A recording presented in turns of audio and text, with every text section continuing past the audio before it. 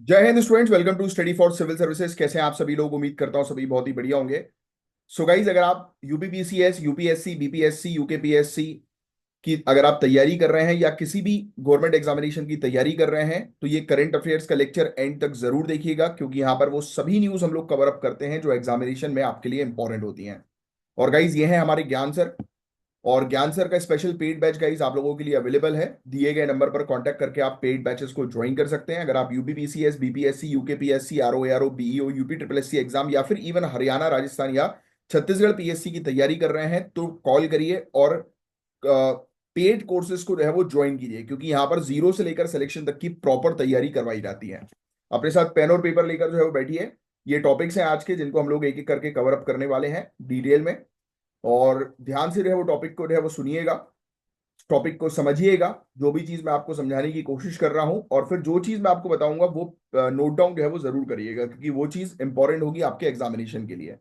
मैं आप लोग के कमेंट्स देख लेता हूं। आयुष गुप्ता के आंसर्स आए हैं, बहुत बढ़िया। Shreya Tiwari, very good. Regular students हैं जो आंसर्स भेज रहे हैं। आयुषी सिंह, वेरी गुड, बहुत शानदार। शगुन सिंह, बहुत बढ़िया। पायल भारती, बहुत बढ़िया यार, बहुत बढ़िया। चलिए, और जैसा मैंने कमिट किया था कि अभी मतलब मई मंथ का हम लोग जो है वो बैकलॉग ज्यादा नहीं रखेंगे। तो ये आज हम लोग मई मंथ का बैकलॉग जो है वो कंप्लीट हो जाएगा। नहीं कि एक ही दिन का बस वो हुआ था, उसके कारण वो टेक्निकल इशू आया था, आप लोग को पता ही ऑलरेडी, 9 तारीख को। तो उसके कारण जो है वो थोड़ा सा दिक्कत जो है वो बढ़ गई, मतलब एक दिन आगे बढ़ गया। बट कोई बात नहीं, हमारे अप्रैल मंथ के भी कुछ टॉपिक्स थोड़े बहुत हैं जिनको मुझे रिव्यू करना भी बाकी है, तो वो मैं आपके जो है वो कवर अप करा दूंगा। You don't have to worry at all. चलिए, हम जो है वो स्टार्ट करते हैं हमारे पहले टॉपिक से बिना देर किए। काफी ज्यादा इंपॉर्टेंट टॉपिक है, और ये जो टॉपिक है गाइस, ये एंशियंट इंडियन हिस्ट्री से रिलेटेड है जो एग्जाम में आपसे पूछा जा सकता है। हम बात करेंगे एक दुर्लभ अभिलेख से मिली नई जानकारी के बारे में, यानी कि चालुक्यन एडमिनिस्ट्रेटिव लेगेसी के बारे में हम बात करेंगे। बहुत इंटरेस्टिंग टॉपिक है, बहुत इंपॉर्टेंट टॉपिक है। जीएस पेपर 1 में एंशियंट हिस्ट्री के सेक्शन के लिए ये टॉपिक इंपॉर्टेंट है। तो पहले ध्यान से सुनो। कर्नाटक के अंदर हम लोग को देखने को मिलती है देवंगिरी डिस्ट्रिक्ट। यहां पर एक तालुक है, न्यामाती नाम का तालुक। इसका यहां पर एक मदापुरा लेक है, मदापुरा झील है। यहां पर एक 7वीं शताब्दी का एक रेयर स्टोन इंस्क्रिप्शन मिला, यानी कि अभिलेख मिला, पत्थर पर लिखा हुआ। और इसमें पुरानी कन्नड़ भाषा का उपयोग है। और ये इंस्क्रिप्शन बिलोंग करता है विक्रम आदित्य वन के काल से, जो बादामी चालुक्य डायनेस्टी के किंग थे। अच्छा, चालुक्यास जो थे गाइस वो दो पार्ट्स में डिवाइडेड थे। क्या मुझे आप बता सकते हो कि चालुक्य का जो डिवीजन हुआ था दो पार्ट्स में, उनके नाम क्या थे? एक का नाम तो आपको बादामी दिखाई दे रहा है। दूसरे जो चालुक्यास थे उनको किस नाम से जो है वो जाना जाता था? और ईस्ट में कौन से थे, वेस्ट में कौन से थे, ये आप मुझे कमेंट बॉक्स पर लिख कर बताएं, क्योंकि ये जानकारी आपको होनी चाहिए अगर आपने एंशियंट इंडियन हिस्ट्री ध्यान से पढ़ी। और अगर ये वाली जानकारी नहीं है तो आपने ध्यान से शायद नहीं पढ़ा है। काफी इंपॉर्टेंट चीज मैंने आपसे पूछी है। तो चलिए, सबसे पहला फैक्ट जो है वो आप ये लिख लो कि 7वीं शताब्दी का हम लोग को इंस्क्रिप्शन जो है वो देखने को मिला। शिलालेख जो है वो हम लोग को देखने को मिला। पुरानी कन्नड़ जो भाषा है उसमें लिखा हुआ था। ये चीज जो है वो लिखिएगा आप, लिपि में लिखा हुआ था। और ये चीज भी आपसे एग्जामिनेशन में पूछी जा सकती है कि ये मडापुरा लेक जो है वो कहां पर है, मडापुरा झील जो है वो कहां पर है, या फिर मधपुरा इसको बोलते हैं। तो कर्नाटक में है ये, सिर्फ इतनी सी चीज ध्यान रखिए, कर्नाटक की मधपुरा झील से ये चीज मिली है। हालांकि डिस्ट्रिक्ट वगैरह आपसे पूछेंगे नहीं, ताल्लुक वगैरह नहीं पूछेंगे, सिर्फ जितनी चीज मैंने मार्क करी है वो नोट डाउन करिए। और बताया गया कि ये किनके काल का है ये इंस्क्रिप्शन। तो ये विक्रमादित्य वन के काल का है, ये पूरी चीज नोट डाउन कर लीजिए। ठीक है, अब सुनो। इस पर्टिकुलर शिलालेख में, इंस्क्रिप्शन में टोटल 17 लाइन्स है जो चालुक्यन गवर्नेंस सिस्टम यानी कि चालुक्य के शासन के बारे में क्लूज देती है। जैसे कि वहां पर टैक्स कैसा था, वहां पर भूमि का प्रशासन किस प्रकार से हुआ करता था, लोकल शासन का स्ट्रक्चर जो है वो क्या था, ये लिखने की आपको जरूरत नहीं है। राइट। अब नेक्स्ट आगे की चर्चा करें तो सिंघवीना नाम का एक लोकल ऑफिसर का जिक्र है। ये चीज देखो, ऐसी चीजें आपसे जो है वो पूछी जा सकती हैं, तो ये चीज जरूर लिख लेना। कभी कभी क्वेश्चन आते हैं ना ऐसे, choose the correct pair match the following में। तो विक्रमादित्य वन के समय पर ये लिख लेना, सिंघवीना नाम से एक अधिकारी हुआ करते थे। सिंघवीना। है ना, ये लिख लो आप। ये पल्लवी काल को गवर्न करते थे, उसका शासन करते थे। ये दिखाता है कि चालुक्य ने लोकल गवर्नेंस पे काफी फोकस दिया था। तो ये बेसिकली लोकल गवर्नेंस का ऑफिसर था, राइट। जैसे कि डिस्ट्रिक्ट लेवल पर जो ऑफिसर्स होते हैं, राइट, जैसे डिस्ट्रिक्ट कलेक्टर मान लो आप, राइट, तो उस टाइप का। या फिर और नीचे जो है वो आप चले जाओ, राइट, पंचायत वगैरह की अगर हम बात कर रहे हैं, और लोकल की जो है वो बात कर लें, है ना, तो वो वहां वहां के ऑफिशियल सरपंच वगैरह, ऐसे आप कह सकते हो कि इस टाइप का इसका ये ऑफिसर था सिंह वीना। और सिंह वीना ने विलेजर्स, गांव वालों के लिए कुछ टैक्सेस वेव ऑफ किए थे। सिंह वीना ने जो है बोला था कि गांव वालों को ये फलाना टैक्सेस नहीं देने हैं। और लेक के कंस्ट्रक्टर्स को 6 एकड़ की जमीन डोनेट की थी। यानी कि जिन लोगों ने लेक बनाई थी, झील बनाई थी, तैयार करी थी, तो उन लोगों को जो है वो 6 एकड़ की जमीन डोनेशन में मिल गई। अब इससे क्या समझ में आता है? इससे ये समझ में आता है कि टैक्स में राहत है, और लैंड ग्रांट्स दिया गया, भूमि जो है वो डोनेट कर दी गई। ये टूल्स थे पब्लिक वेलफेयर के लिए, है ना, जनहित कल्याण के लिए। ये यूज करते थे ऐसा, इस प्रकार की चीजें लोग। और ये एक प्रोग्रेसिव एडमिनिस्ट्रेटिव माइंडसेट होता है। भाई जब तक आप लोगों को जो है वो राहत नहीं प्रोवाइड कराओगे, तो ऑब्वियस सी बात है कि लोग जो है थोड़ी ना फिर साथ देंगे आपका। तो ये तरीके होते हैं कुछ। तो जब ये हम लोग को झील देखने को मिल रही थी, मधुपुरा वाली झील, तो इसकी मिट्टी में जो है वो जब कुछ पत्थर पाए गए, तो उसमें ये चीज इस ऑफिसर के बारे में जो है वो मेंशन था, है ना। तो ये ऑफिसर बताया गया कि गांव वालों के लिए टैक्स में छूट दे देता था ये। जमीन डोनेट करी थी उसने उन लोगों को जिन लोगों ने लेक बनाई। ये सब लिखने की जरूरत नहीं है, सुनने वाली बात है ना। जमीन जो थी वो एक टाइम पर 77 फैमिली ओन करती थी, राइट। तो ये बता रहा है कि किस प्रकार से सोशल स्ट्रक्चर था, लैंड होल्डिंग पैटर्न्स था, राइट, जॉइंट प्रॉपर्टी थी लोगों की। 17वीं सेंचुरी जो है वो इनकम्प्लीट रिलीफ स्कल्पचर हम लोग को दोनों साइड पे देखने को मिला। यानी कि इसके दोनों तरफ जो है वो कुछ कुछ चीजें लिखी हुई थी जो हम लोग को कल्चरल और रिलीजियस इंपॉर्टेंस के बारे में बताती हैं, है ना। दोनों साइड पे 17वीं सेंचुरी की इनकम्प्लीट स्कल्पचर भी मिली है। तो ये चीज दिखाया जा रहा है बल्लवी काल में क्षेत्र में, यानी कि बल्लवी का जो क्षेत्र था, 70 से ज्यादा गांव इंक्लूड थे इस क्षेत्र में। ये दिखाता है कि एडमिनिस्ट्रेटिव यूनिट जो है वो काफी बड़े और स्ट्रक्चर्ड होते थे। बस ये चीज जो है वो आपको बस थोड़ी सी ध्यान में रखनी है। That's it. बादामी चालुक्य जो है वो गाइस कन्नड़ स्पीकिंग रूलर्स होते हैं जिनकी कैपिटल बादामी थी, है ना। विक्रमादित्य वन जो थे वो एक प्रोग्रेसिव राजा थे।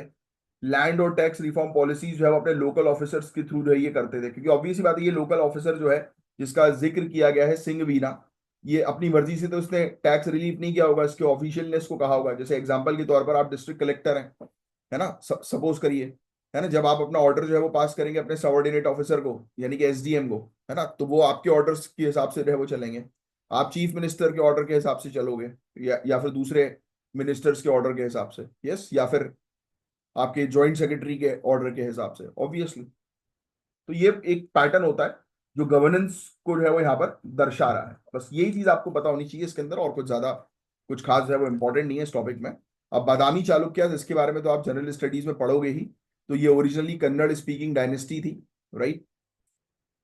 और बताया जाता है कि अयोध्या से जो है वो ये इनके वंशज जो थे वो अयोध्या के थे। इनकी कैपिटल जो है वो मॉडर्न डे बादामी है, बतापी, है ना। ये लिखने की आपको जरूरत नहीं, क्योंकि ये लिखोगे आप। पुलकेशिन वन के बारे में जो है वो आप पढ़ते हो, इन्होंने इस्टेब्लिश करी थी इस डायनेस्टी को। और बादामी जो रीजन है, क्षेत्र है, उसको किलाबंद किया था, फोर्टिफाई किया था। पुलकेशिन टू काफी फेमस है, राइट। नर्मदा नदी पर इन्होंने हर्षवर्धन के सपने को जो है वो तोड़ दिया। हर्षवर्धन का सपना था इंडिया पर पूरा राज करना, पर पुलकेशिन टू ने उनके सपने को जो है वो तोड़ दिया, है ना। पर्शिया के साथ डिप्लोमेटिक रिलेशंस पुलकेशिन टू ने निभाए थे। पुलकेशिन टू बहुत इंपॉर्टेंट है, इससे रिलेटेड बहुत क्वेश्चंस आते हैं।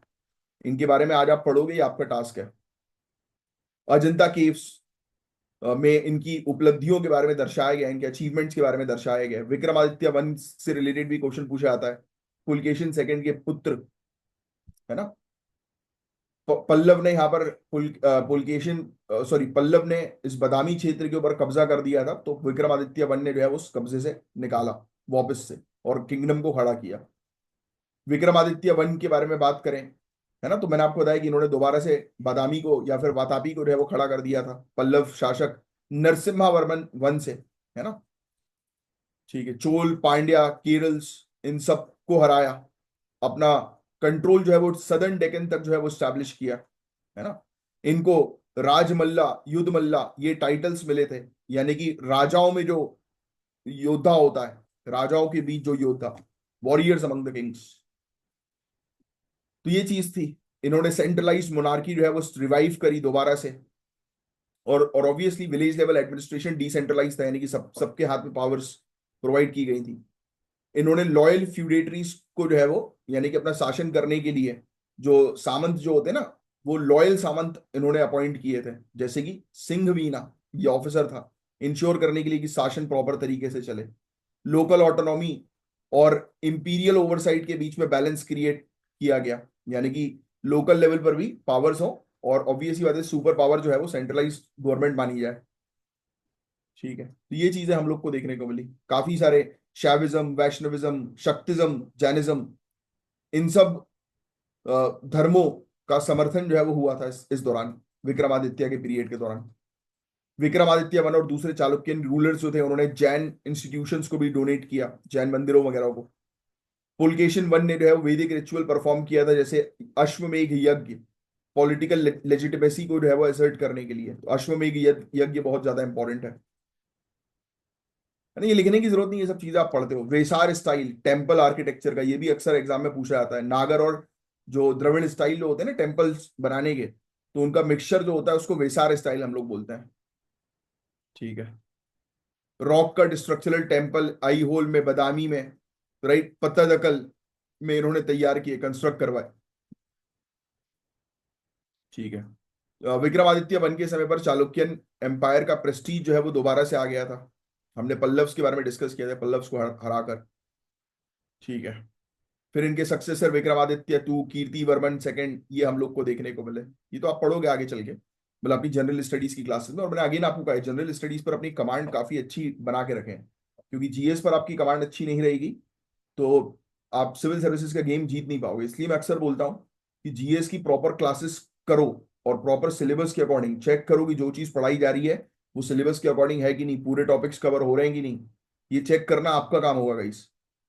क्योंकि कई केसेस में तो कोचिंग इंस्टीट्यूशंस लोग जो है वो ज्वाइन तो कर लेते हैं, बट कोर्स पूरा नहीं हो पाता, टॉपिक्स पूरे नहीं हो पाते। तो वो आपको जो है वो ध्यान में रखना पड़ेगा। अब सवाल उठता है कैसे जो है वो ध्यान में रखें। भाई आज की डेट में इंटरनेट है आपके पास, पूरे चैप्टर्स जो है वो किन किन टॉपिक में कौन से, इवन मैं करंट अफेयर्स आपको पढ़ाता हूँ तो उसी दौरान मैं कुछ चीजें आपको बताता हूँ कि भाई ये पढ़ा है कि नहीं पढ़ा है, चेक करवा लो, देख लो। नहीं पढ़ा है तो बोलो फैकल्टी को कि सर ये समझ में नहीं आया, पढ़ाइए। है ना, यू हैव पेड, तो ऑब्वियस ही बात है कि you have to make people answerable.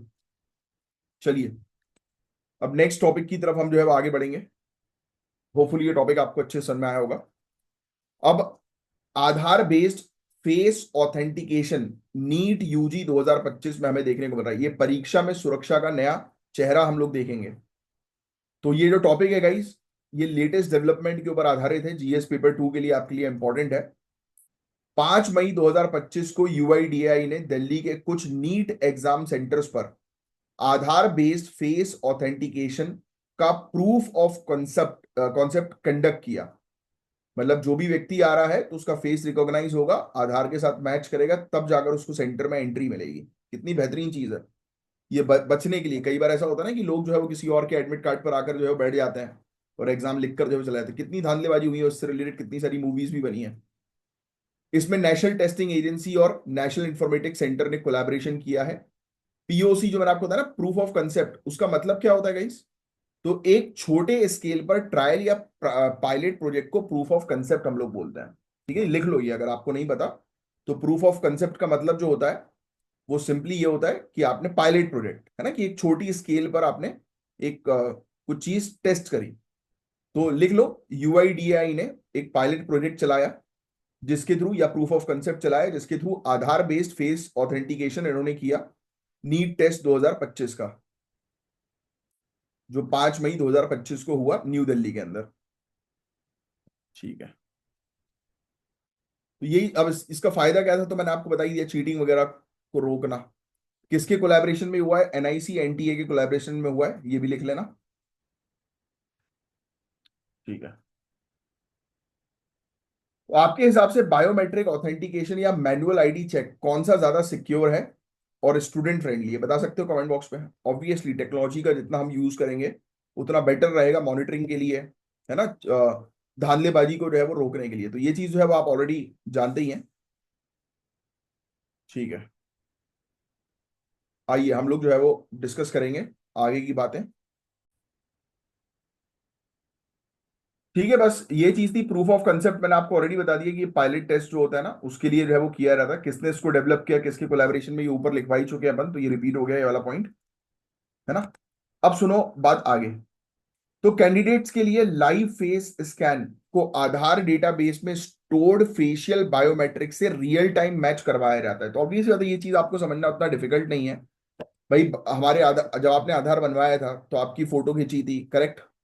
Facial scan हुआ था, आपको फोटो खींचना ही होता है वो, मतलब रखी थी ना आपने एक मशीन के बीच में फोटो रखी होगी, मुंह रखा होगा सॉरी, तो उन्होंने जो है फोटो खींची थी, तो वो एक फेशियल स्कैन होता है।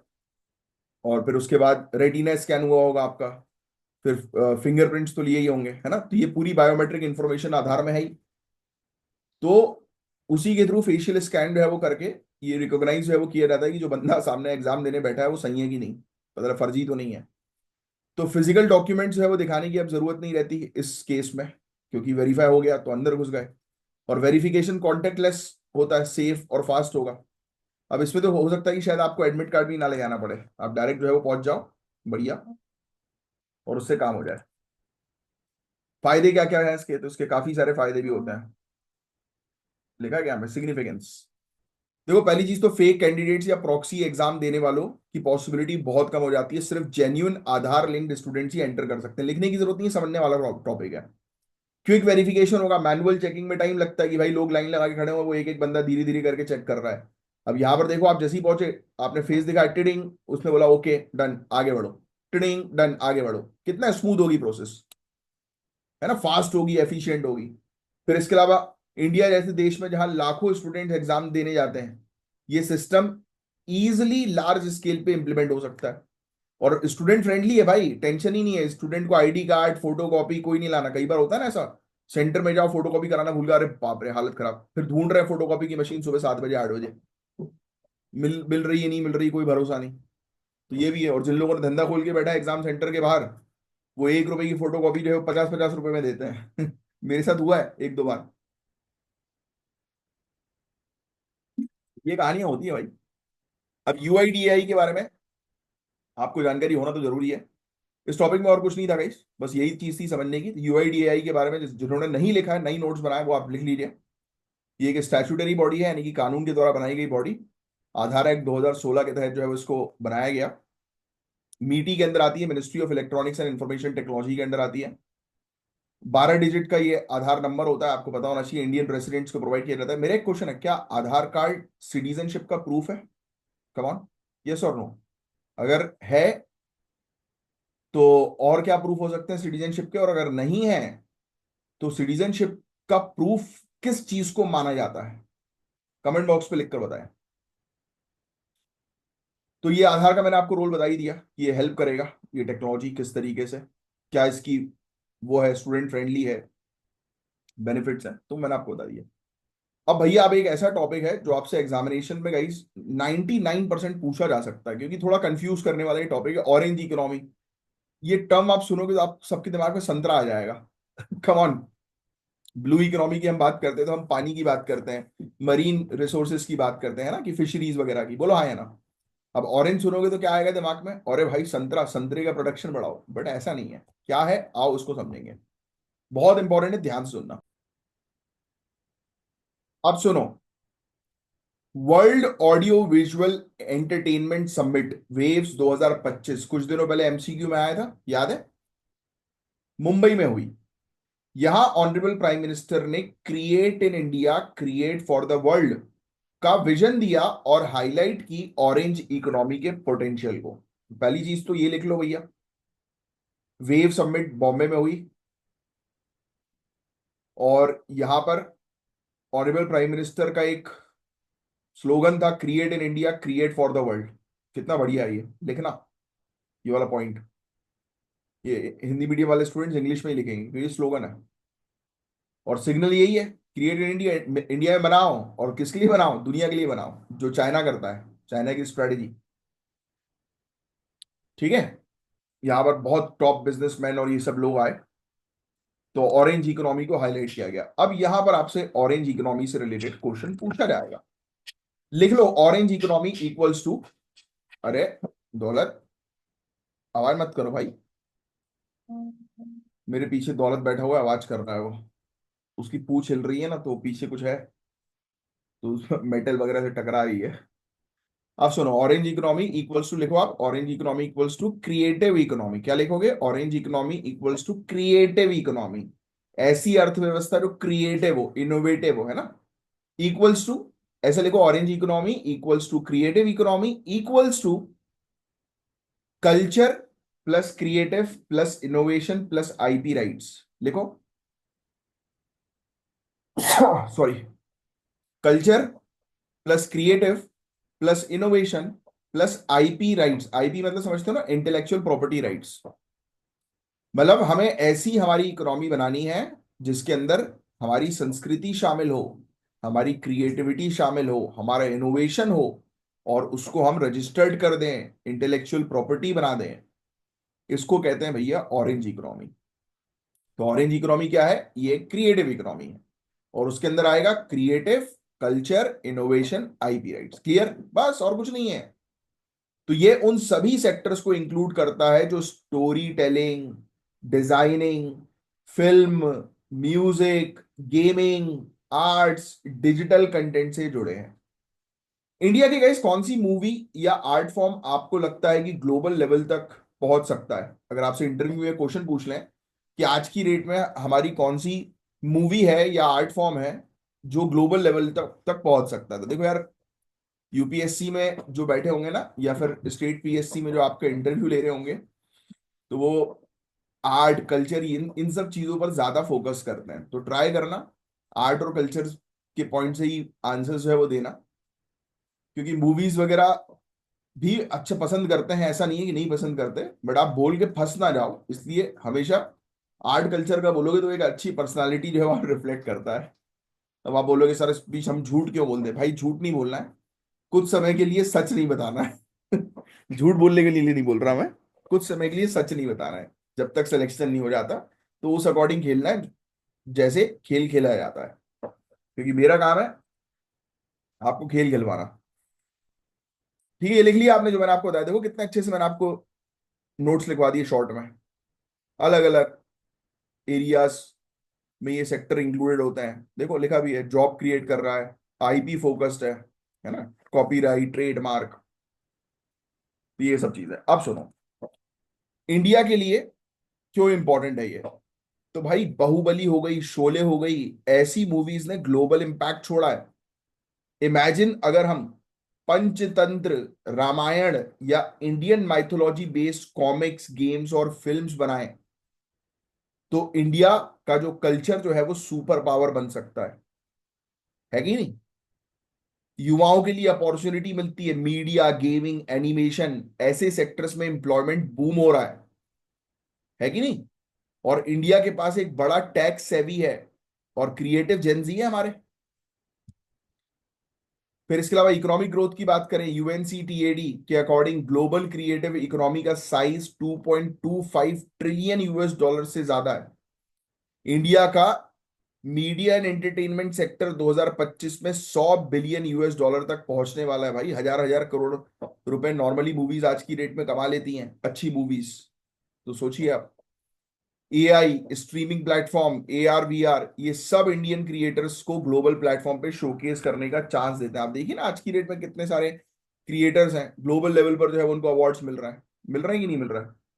यूएसए जाते हैं, वो आप देख लो, जैसे भुवन बाम हो गया, और कौन से हैं, बहुत सारे हैं भाई ऐसे क्रिएटर्स, अच्छे क्रिएटर्स, है ना, जो बाहर जो है वो जा रहे हैं। अब जो भी है, अब आप बोलोगे कि अरे यार ये तो गाली बक के जो है वो आगे बढ़ गया, ठीक है, जैसे ही बक के बढ़ा यार, लोगों ने पसंद किया ना उसको, आज की डेट में बढ़ गया ना वो, BMW ऑडी से घूम रहा है। बट दैट डजेंट मीन कि आप भी वो सेम चीज करो। सबकी एक अपनी पर्सनालिटी होती है, और उस पर्सनालिटी में को ही आप शोकेस करके राइज कर सकते हो। ठीक है गाइस, तो स्लोगन जो है वो क्रिएट इन इंडिया को एक्शन में लाना होगा, फाइनेंशियल इंसेंटिव्स के थ्रू, आईपी राइट्स को प्रोटेक्ट करके, डिजिटल इंफ्रास्ट्रक्चर क्रिएट करके, है ना। तो बस यही चीज थी गाइस ऑरेंज इकोनॉमी के बारे में आपको समझने की। बाकी और कुछ नहीं है इस पर्टिकुलर टॉपिक के अंदर। नेक्स्ट जो टॉपिक है गाइस वो सिर्फ सुनने वाला टॉपिक है, क्योंकि आप इस टॉपिक के बारे में अभी जानते ही हो, हम पहले भी कई बार कवर अप कर चुके हैं इस टॉपिक के बारे में। ये बेसिकली इथेनॉल का टॉपिक है ना। तो इंडिया इथेनॉल प्रोडक्शन को एग्रेसिवली एक्सपेंड कर रहा है, लेकिन इसके कुछ अनइंटेंडेड कॉन्सिक्वेंसेस भी सामने आ रहे हैं, स्पेशली एनिमल फीड सेक्टर में। ध्यान से सुनना, जो भूसा पशुओं के लिए होता है, उस भूसे को जलाना तो है नहीं, अब पराली जलानी नहीं है, उसकी जगह जो है वो वहां पर इथेनॉल बनाने के लिए लगाया जा रहा है। तो जो भूसा पशु खाते हैं वो इथेनॉल प्रोडक्शन के लिए जा रहा है। तो ये बेसिकली आर्टिकल हाईलाइट कर रहा है कि भाई आप थोड़ा पशुओं को के ऊपर भी ध्यान दो, जो उनका खाना है उस पर भी ध्यान दो, है ना। तो 2022-2023 में इथेनॉल के लिए मेज यानी कि मक्के का उपयोग था 0.8 मिलियन टन। 2024-25 में ये जम करके हो गया 12.7 मिलियन टन। तो इससे क्या हुआ, मक्के की शॉर्टेज हो गई। एनिमल फीड की जो यानी कि पशु जो खाते हैं उनकी अवेलेबिलिटी में क्राइसिस हो गया और प्राइस राइज हो गए। मतलब कुल मिलाकर जो चीज हमारी हंगर या फूड सिक्योरिटी के लिए इंपॉर्टेंट थी, आपने उसको जो है वो शिफ्ट कर दिया किस चीज के लिए, फ्यूल बनाने के लिए। तो उसकी इंपॉर्टेंस को ये टॉपिक हाईलाइट कर रहा है, ये आर्टिकल हाईलाइट कर रहा है। आपको लगता है कि फूड क्रॉप्स का फ्यूल प्रोडक्शन में यूज होना सही है, बताओ। अच्छा ये पता है, इथेनॉल का जब आप टॉपिक पढ़ोगे ना, बायोफ्यूल के टॉपिक के अंदर ये टॉपिक आता है, उसमें रेन्यूएबल एनर्जी के मेन टॉपिक के अंदर ये पूरे टॉपिक्स मिलते हैं आपको। तो उसमें पता है आपको, या फिर ऑल्टरनेटिव एनर्जी का भी टाइटल के अंदर आ जाता है ये टॉपिक्स। जनरेशन होती हैं, first generation, second generation, third generation, fourth generation. पढ़ा है किसी ने ये? जिसने पढ़ा है नीचे कमेंट बॉक्स पे जो है वो मुझे जनरेशन के बारे में बताओ, कि first generation ethanol production, second generation, third generation, fourth generation क्या होता है ना। ये बहुत इंपॉर्टेंट है, अगर जिसने नहीं पढ़ा एक बार नोट्स चेक कर लो, एक बार चेक कर लो कि फैकल्टी ने आपको पढ़ाया कि नहीं पढ़ाया। नहीं पढ़ाया तो पूछ लेना कि सर ये इथेनॉल में अलग अलग जनरेशन्स क्या होते हैं इथेनॉल प्रोडक्शन के, हमें समझना है, क्योंकि टॉपिक ये इंपॉर्टेंट है भाई। अब सुनना, मैं आपको कुछ चीजें समझाने की कोशिश करता हूं। एग्रीकल्चर हमें 4 F प्रोवाइड कराता है, लिख लेना। एग्रीकल्चर हमें क्या प्रोवाइड कराता है? 4 F, 4 F। ये 4 F को ब्रैकेट में लिख देना, फूड, फीड, फाइबर, फ्यूल।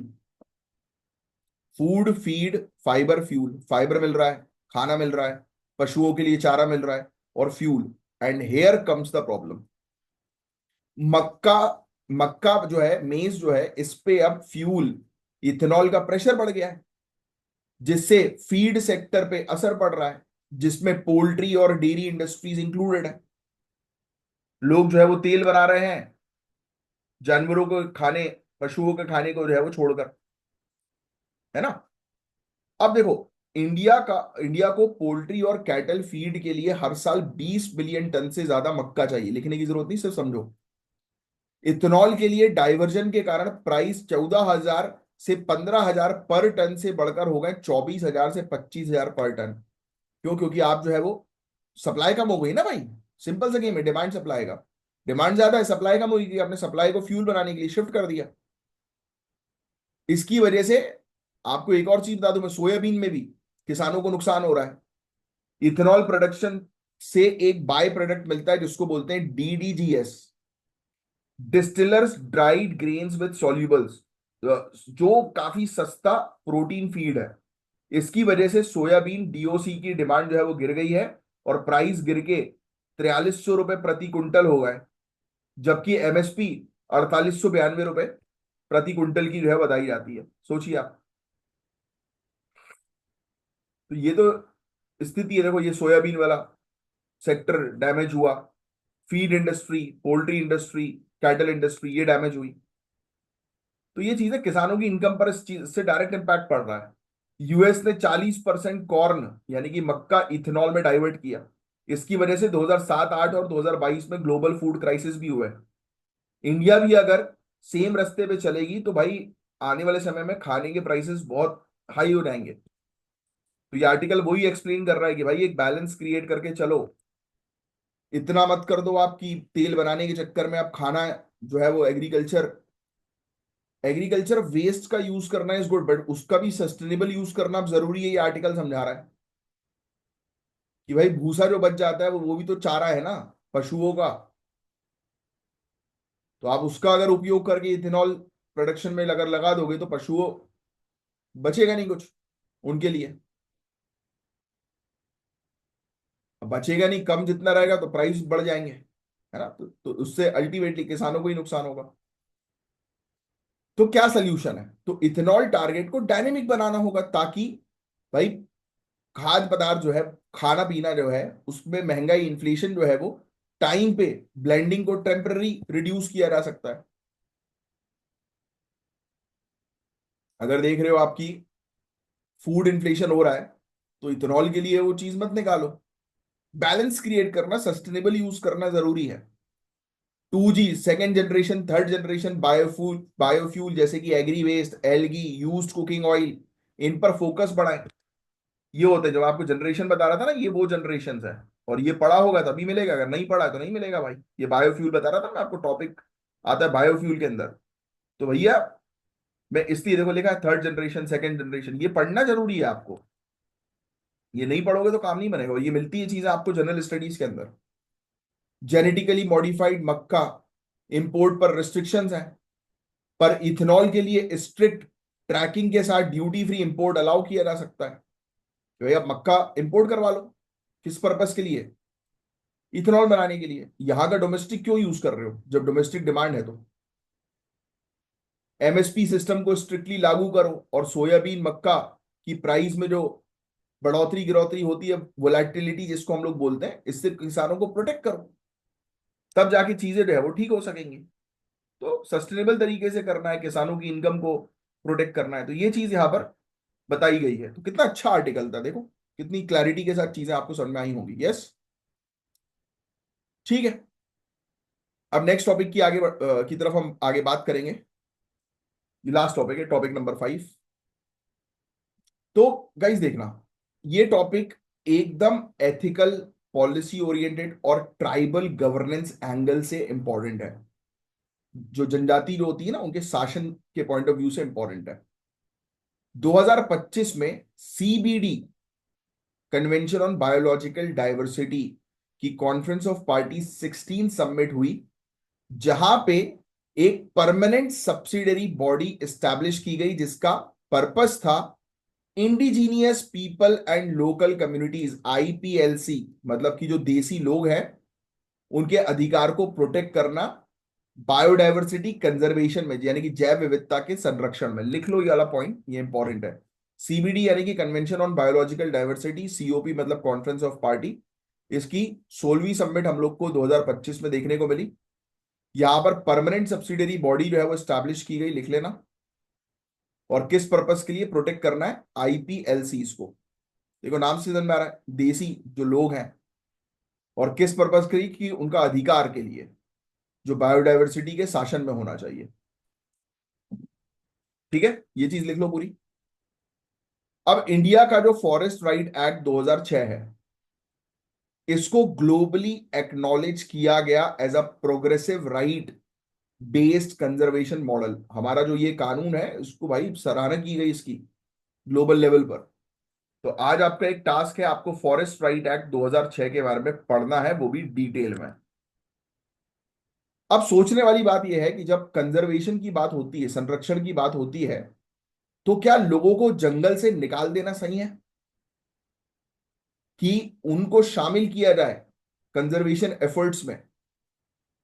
बताओ।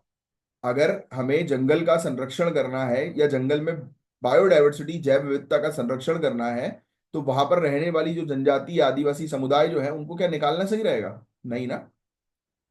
उसकी जगह उनको ट्रेन करना सही रहेगा कि और बेहतर तरीके से संरक्षण जो है वो किया जा सके उनकी मदद से। बस यही है। अब बाकी इस टॉपिक के अंदर फॉरेस्ट राइट एक्ट की डिटेल दी हुई है, जो आप पढ़ ही लेंगे एक बार। मैं फिर भी आपको समझा देता हूं। तो गाइज ये एक ऐसा कानून है जिसका मकसद है आदिवासी और ट्रेडिशनल फॉरेस्ट ड्वेलर्स, यानी कि जो लोग जंगल में रहते हैं, इनके साथ हुए अन्याय को सुधारना, क्योंकि ब्रिटिश टाइम पीरियड पर जंगल में रहने वाले जो समुदाय थे उनके साथ अन्याय होते थे। क्यों होते थे? ब्रिटिशर्स पसंद नहीं कर रहे थे slash and burn agriculture system को। लोग जो एक जगह से दूसरी जगह जाना चाह रहे थे ना, उसको ब्रिटिशर्स पसंद नहीं करते थे। जो बंजारे होते थे, जिनका कोई ठिकाना नहीं होता था, जैसे आदिवासी लोग हैं, कभी यहाँ ठहर गए, कभी वहां ठहर गए, कभी जंगल में ठहर गए, ब्रिटिशर्स ऐसे लोगों को पसंद नहीं करते थे। मेरा क्वेश्चन है क्यों? अगर जनरल स्टडीज ध्यान से पढ़ी होगी तो उसका आंसर आपको पता होगा। अगर नहीं पढ़ी है तो ध्यान से पढ़ो। बताओ आप कि क्यों ब्रिटिशर्स ऐसे लोग को पसंद नहीं करते थे, और क्यों जंगल से निकालने पर फोकस करते थे ब्रिटिशर्स लोगों को, कि जंगल में कोई नहीं रहेगा, हमारे सामने रहो, हमारी निगरानी में रहो। एक भगते हुए आदमी को आप कंट्रोल नहीं कर सकते, बट एक लोग जो एक जगह पर इकट्ठा है उनको आप कंट्रोल कर सकते हो।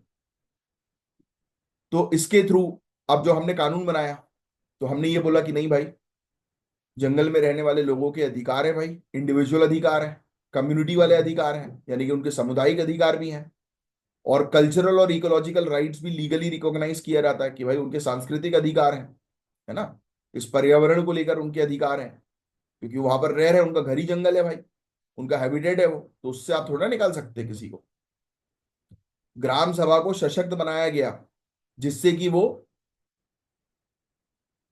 जो भी लोग जंगल से जुड़े हैं, आदिवासी लोग, उनके साथ ग्राम सभा जो है वो कनेक्ट कर सके, उनके एम्पावरमेंट के लिए, उनके सशक्तिकरण के लिए। तो ग्राम सभा को ये पावर दी गई इस फॉरेस्ट राइट एक्ट के तहत। तो इस टॉपिक को पूरा आपको पढ़ना है भाई, बहुत डिटेल में पढ़ेंगे आप ये टॉपिक।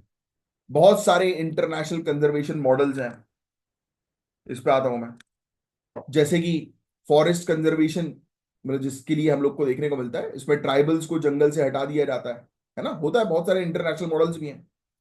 एग्जाम्पल युगांडा का बतवा कम्युनिटी, केनिया के अंदर मसाई लोग, ग्लोबल लेवल पर हटाया गया इन लोग को। लाखों लोगों को जो है वो अपने जंगलों को छोड़ना पड़ गया, अपने घर, जंगल जो उनका घर था उनको छोड़ना पड़ गया। बट फॉरेस्ट राइट एक्ट जो है हमारा, वो ये कहता है कि जंगल उन्हीं का है और उनसे ही बचेगा। क्या कहता है? जंगल उन्हीं का है और उनसे ही बचेगा। इसमें कुछ इंपॉर्टेंट पॉइंट जो होते हैं वो आपको याद रखने हैं। जैसे फॉरेस्ट राइट एक्ट जो है वो ग्राम सभा को शक्ति देता है कि ग्रास रूट लेवल पर डिसीजन लेने के लिए ग्राम सभा जो है वो है शक्तिशाली बॉडी है। इसके अंदर 13 कैटेगरीज फॉरेस्ट के अधिकार की रिकॉग्नाइज की गई, है ना। बस ये चीज है कि कितने समय तक कौन रह रहा है, किस प्रकार से किसको वो किया जाएगा, एलिजिबल कौन होगा फॉरेस्ट राइट एक्ट का, तो वो पूरी चीज कानून में डिटेल में लिखी हुई है। तो उस कानून को आज आपको डिटेल में जो है वो कवर करना है। उसके अलावा आर्टिकल 244 और 244 ए आप पढ़ेंगे आज। लिख लो, ये टास्क है आपके। पीसा कानून को आपको पढ़ना है, और बायोलॉजिकल डाइवर्सिटी एक्ट 2002 को आपको पढ़ना है। ठीक है, इतना ही है बस। बस ठीक है। फिर हमारी स्ट्रेटेजी है, national biodiversity strategy action plans हमारे हैं। एक ड्राफ्ट भी हमने 2024 में बायोडाइवर्सिटी रूल्स से रिलेटेड क्रिएट किया था, तो वो सब अभी के लिए उतना इंपॉर्टेंट नहीं है आपके लिए। और इंटरनेशनल लेवल पर भी हम लोग काम जो है वो कर ही रहे हैं, इसलिए फॉरेस्ट राइट एक्ट की सराहना हुई है। तो इससे रिलेटेड क्वेश्चन आएगा भाई, फॉरेस्ट राइट एक्ट ये मान के चलो अच्छे से कवर कर लो, प्रीलिम्स मेंस दोनों के लिए इससे रिलेटेड चीजें पूछी जा सकती हैं। अब ये वाले टॉपिक मैंने आपको आईएनएस तमल का टॉपिक कल कवर करा दिया था, आपको याद आ रहा हो तो। और ये वाला टॉपिक भी जगन्नाथ पुरी मंदिर से रिलेटेड मैंने आपको कवर अप कराया था। ठीक है, और ये मेंस का एक टॉपिक है, ट्राई करना है इसका आंसर जो है वो देने की। और ये है ज्ञान सर, और मैं हूं आपका एजुकेटर कमलाक्ष झा। अब साइन ऑफ करता हूं। उससे पहले इन दिए गए नंबर पर कांटेक्ट कर लो जिनका जनरल स्टडीज तैयार नहीं है। अगर आप इन सब एग्जाम की तैयारी करो तो फोन करके बोलो कि हमें इस एग्जाम में सिलेक्शन चाहिए भैया, हमें पढ़ाइए, सिलेक्शन तक लेके जाइए, तो आपको पूरी टीम मिलकर सिलेक्शन तक पहुंचाएगी। बट मेहनत आपको करनी है भाई, सिर्फ कोर्स को ज्वाइन करने से काम नहीं बनेगा, मेहनत करना इज वेरी इंपॉर्टेंट। तो चलिए गुरु, मैंने अपने कमिटमेंट को पूरा किया। मई मंथ वाला तो कंप्लीट हो गया, अप्रैल का थोड़ा सा यार वो नेक्स्ट संडे को जो है मैं कवर अप करा दूंगा, या बीच बीच में जो है वो टॉपिक अगर हमारे पास शॉर्ट मिलेंगे तो उसमें कवर अप करा दूंगा। बिकॉज एक टाइमलाइन होती है, एक टाइम होता है। जैसे मेरा टाइम है मैक्सिमम 1 घंटे का, है ना, तो वो मैं मैक्सिमम 1 घंटे तक जो है वो चीजें ले सकता हूँ। और दूसरा, 1 बजे मेरा टाइम होता है लेक्चर जो है वो अपलोड होने का। तो उस अकॉर्डिंग हम लोग जो है वो चलते हैं, क्योंकि टाइमिंग्स आर वेरी इंपॉर्टेंट। चलो मिलेंगे हम नेक्स्ट लेक्चर में, तब तक bye, take care, have a great day ahead. जय हिंद, जय श्री महाकाल।